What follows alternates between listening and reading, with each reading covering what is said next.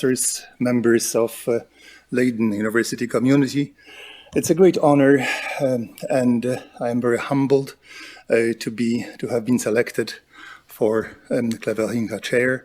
I will try to limit myself to these 30 minutes I have been offered generously by you. So without further ado, let me start. It is very actually awkward for a historian to change his lecture one day before he gives it.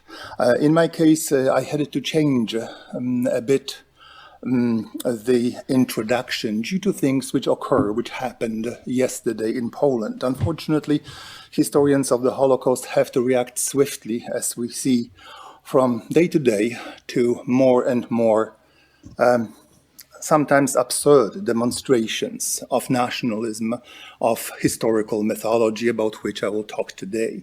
Yesterday, Polish Minister of Culture unveiled a monument commemorating Paul who died rescuing the Jews. There would be nothing significant in this particular event. Dozens of such monuments have been erected, practically every month are being erected across Poland. This, however, monument has been unveiled at a little former railway station called Treblinka. Treblinka is a place, as you know, where 900,000 Jews lost their lives. It is one of very few sites devoted in Poland to the memory of Jewish catastrophe, not to the memory of Polish virtue. Unfortunately, what we see today is a kind of memorial sweep that I will discuss today. Now, second image that I wanted to introduce, that I had to introduce, is dated back to 2 weeks ago, on the 11th of November 2021. Poles and Poland celebrate the anniversary of regaining independence in 1918. On that very day, in a fairly important town in central West Poland, Kalisz, a large crowd of several hundred people congregated on the main square of the town. And what they did is they started shouting, "Death to Jews. Jews have no rights in Poland." And then they burned a statue, a privilege given in 1264. 1264, in the 13th century, by a duke called Bolesław the Pious to the Jews, guaranteeing Jews certain rights in western and central Poland. These people burned this privilege, shouting "Death to Jews." Now, you might say there are extremists everywhere, which is true. However, to have hundreds of extremists shout these words during 4 hours, without any kind of official reaction, is indeed surprising. More so that Poland is, as you probably know, a place where 5 million, nearly 5 million out of 6 million Jews, the victims of the Holocaust, have been put to death. It is a place which bears particular responsibility for the memory of the Holocaust. So furthermore, Poland is these shouts, "Death to Jews," have been ringing in people's ears in a country where no more Jews are left. In a country of 38 million, the Jewish community, or whatever is left of it, is between 5,000 and 6,000 strong. So in practical demographic terms, there are no Jews left in Poland, which does not mean that anti-Semitism is not thriving. So with these images in mind, I would like to go forward. A few months ago, I picked up my new Polish passport. Being a dual citizen, Canadian and Polish, I picked up my brand new Polish passport, and when I flipped through the pages of this passport, I found out several watermarked portraits of important Polish historical figures. Mind you, not even one woman made the cut, but it's a different story. Among those who made the cut, however, I recognized the bland, the oval face of Mr. Roman Dmowski. Roman Dmowski, who is often called father of Polish independence, one of the fathers, but a person who, from my point of view, is more important for the centrality of Jew hate in his world Weltanschauung, in his world philosophy. This is a person, ardent enthusiast of Hitler after 1933, a person whose obsession with the Jews was essential. It was a central element of his world philosophy. So at this stage, issuing millions of passports with this vicious anti-Semite stamped in provokes one to really reflect upon this horror Poland as a nation, as a country, has found itself in 2021. In Polish writings of Dmowski, we can encounter time after time expression zażydzony. It's very difficult to translate zażydzony into English, which is very fortunate actually for the English language. Zażydzony means Jew-infested. That's the closest I could get. There is an element of disease, of dirt in zażydzony. It rhymes together with words like zakażenie, zagrzybienie, contamination, fungal infection.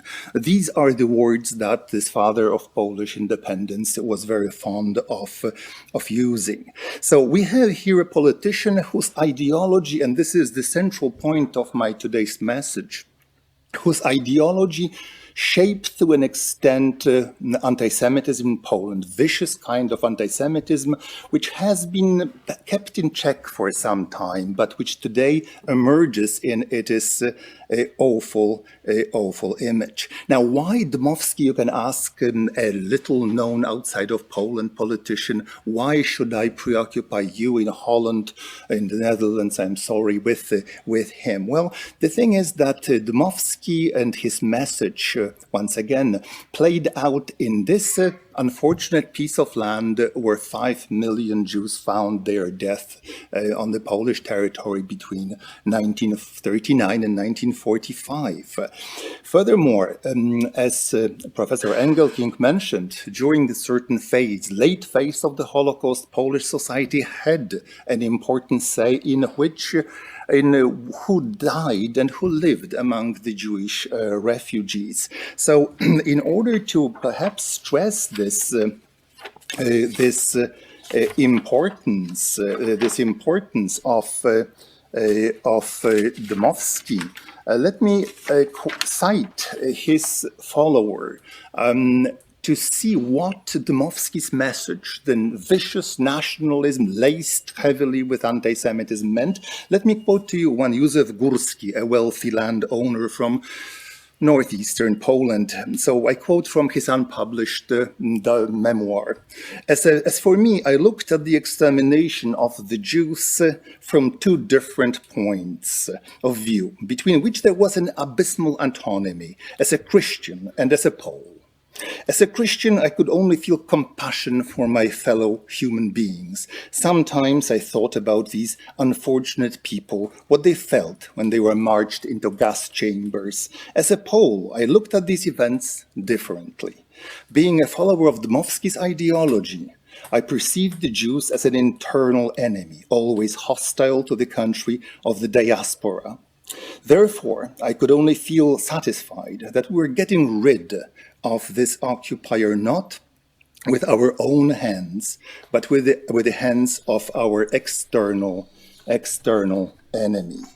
Now, these are horrible words, but they are a testimony to the impact that the ideology of Endecja, of this anti-Semitic party founded by Dmowski, had on the followers of that particular political current. Now, we also need to remember that in Poland, excluding the Jews who fled to the Soviet Union and never encountered the Germans, between 1.5 and 2% of Jews survived. Holocaust has been as complete as it possibly could, and certain role, there is no question about it. In this totality of extermination of Polish Jewry went also to the ideology of hate espoused by the person that graces today passports of millions of my co-citizens. So impact today, you have squares, you have bridges, you have stations named after this individual. Now there's one thing to study fascism. There is something quite different to celebrate it, especially today. Let me here quote my colleague, American historian John Connolly, who said, I quote, "For students of European history, celebrations of this extreme right-wing figure suggest unfortunate associations.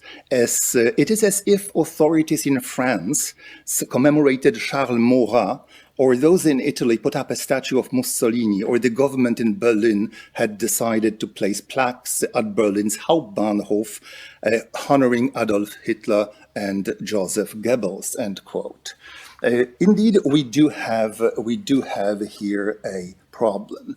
Now, a problem sometime a few years ago, Adam Daniel Rothfeld, the former Polish Minister of Foreign Affairs, said that the people, the ideology of Dmowski rules over the Polish souls because this is the only unfulfilled and serious political force in Polish politics. Until this day, it provides Poles with answers they seek. Since 1918, we face a frozen, delayed, and unfulfilled demand for endecja. Well, this unfulfilled demand, unfortunately now, started to be fulfilled and, as you see, unfrozen. Now, one of the astute Western observers of the Cold War noted shortly after the wall of Berlin Wall came down, I quote, he said, "Now that Eastern Europe is free from the alien ideology of communism, it can return to its true historical path, fascism," end quote. I hope this observer was wrong. However, I remain to be proven, and he remains to be proven wrong. Now, moving from the war to the post-war period, Polish sociologist Andrzej Leder published several years ago a book in which he said that Polish society sort of overslept the Holocaust, that there were two revolutions which occurred during the war and after the war. One revolution basically removed the Jewish minority. And this revolution came from outside mostly due to the German policies of extermination. And the second was the communism which shook the social classes, removed reshaped the intelligentsia and removed the landed gentry. So the problem is that Polish society remained, let's say, without reflection over this disappearance, over this removal, over the catastrophe, which was sort of, as Leder said, slept through. And now what we do have, starting in 1945 and definitely in 1946, we have this centrality of Holocaust denial in Poland. It's not denial that Holocaust has not happened. It's denial that our society had anything to do with the event.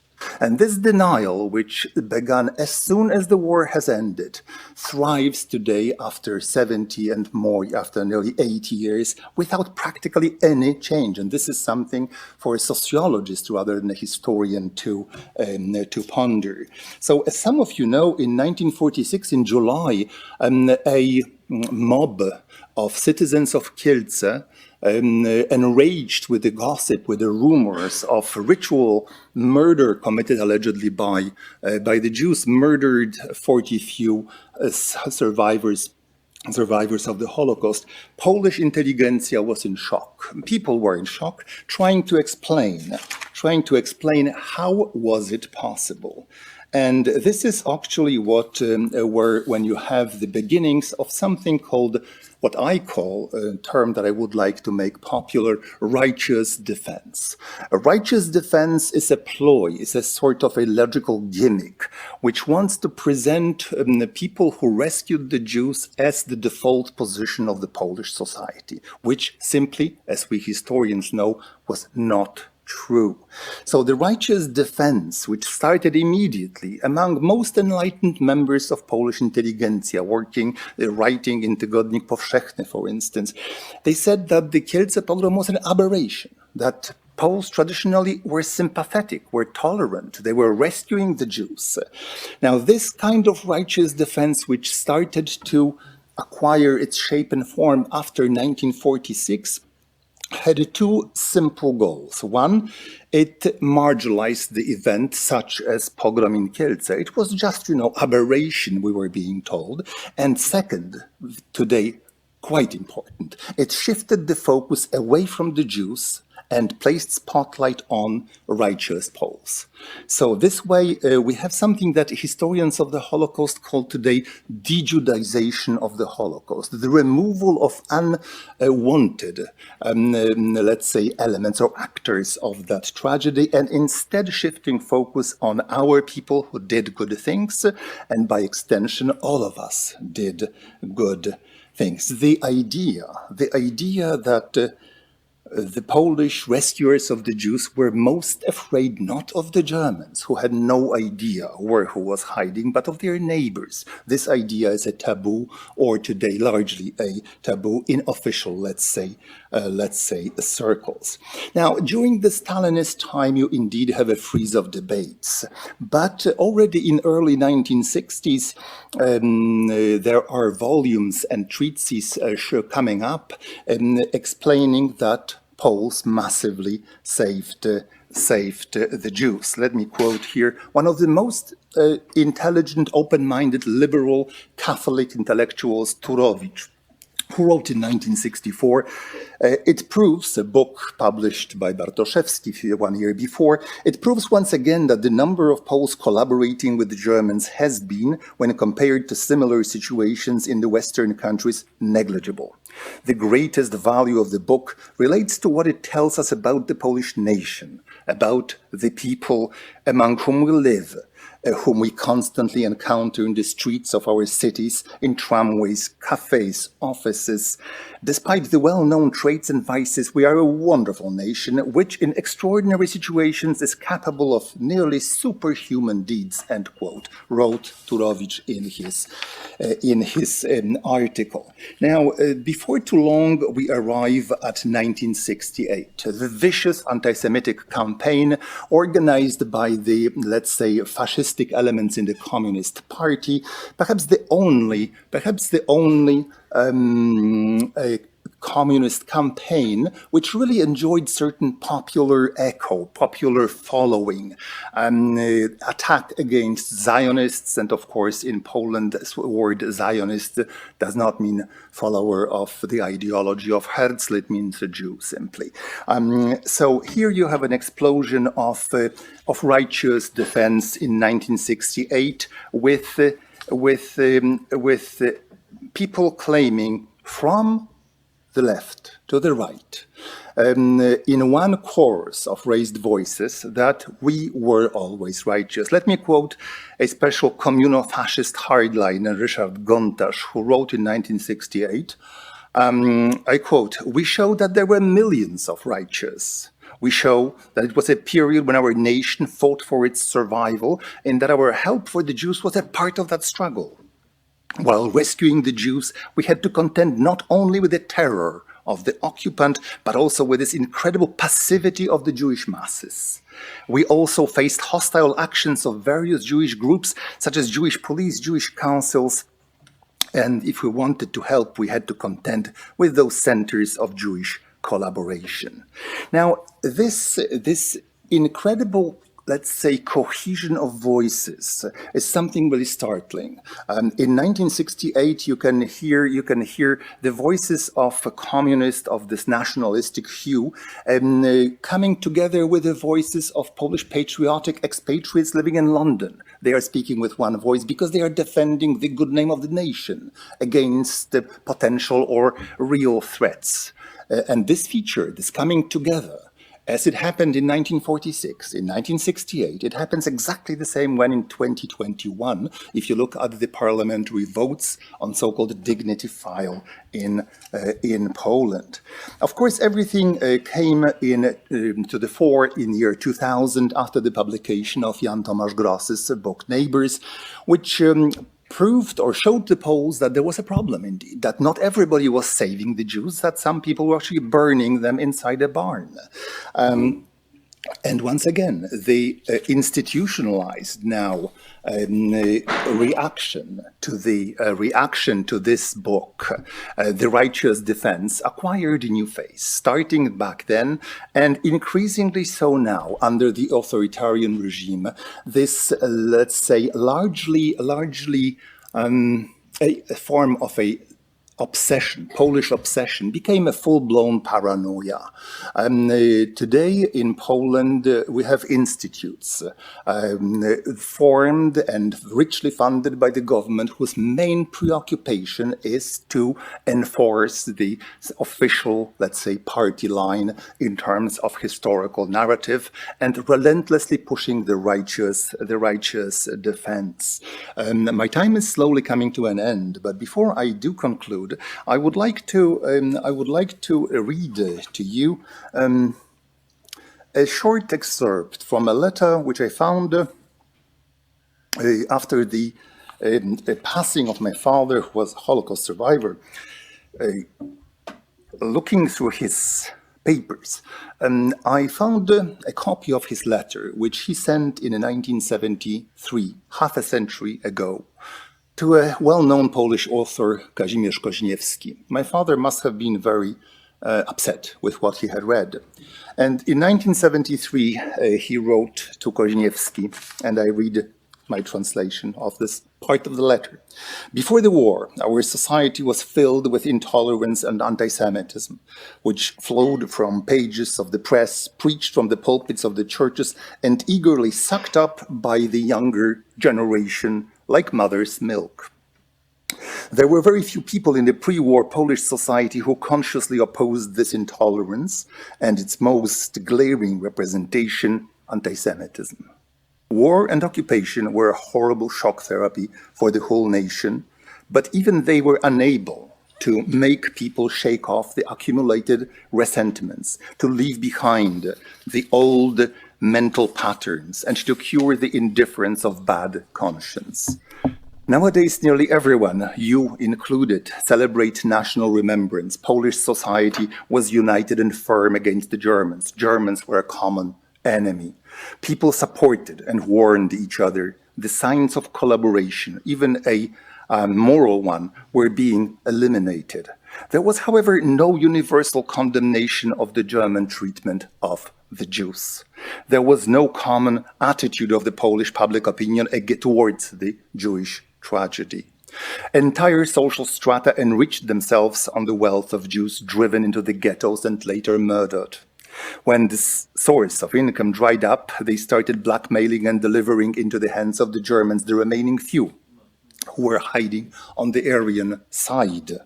I was one of them.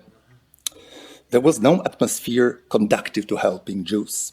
Those who decided to engage in this noble risk did it on their own. They had to hide against their own people. In the case of hidden partisan, the Polish society was united, not so in the case of a hidden Jew.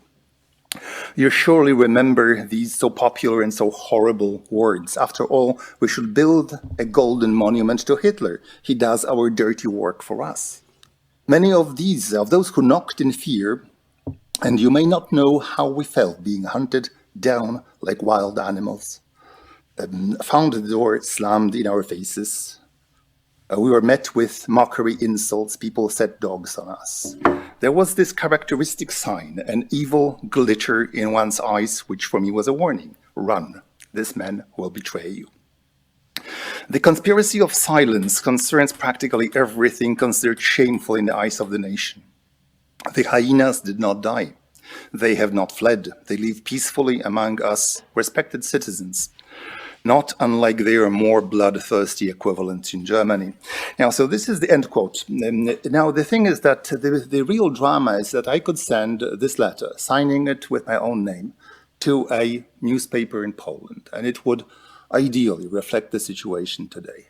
After half a century that this letter has been written, this immutability is astounding. Now, concluding, is there a way in which one can render homage to Polish righteous who deserve recognition? They were very courageous, wonderful people, avoiding at the same time the pitfalls of Holocaust distortion. Of course, more than 2 years ago, I wrote in the main opposition daily in Poland, Gazeta Wyborcza, I quote, if it's impossible to slow down the state-sponsored commemoration of own heroism, one could at least try to enrich the narrative. Each and every time when a new commemorative plaque is unveiled or monument, each time a new monument is erected to honor Poles rescuing the Jews, let's commemorate Jews who in the same location, on the same street, have been denounced or killed by the Poles. I guarantee that finding the relevant information should not be a problem. Need be, I'll be glad to offer assistance and provide references. I'm not holding my breath. Thank you.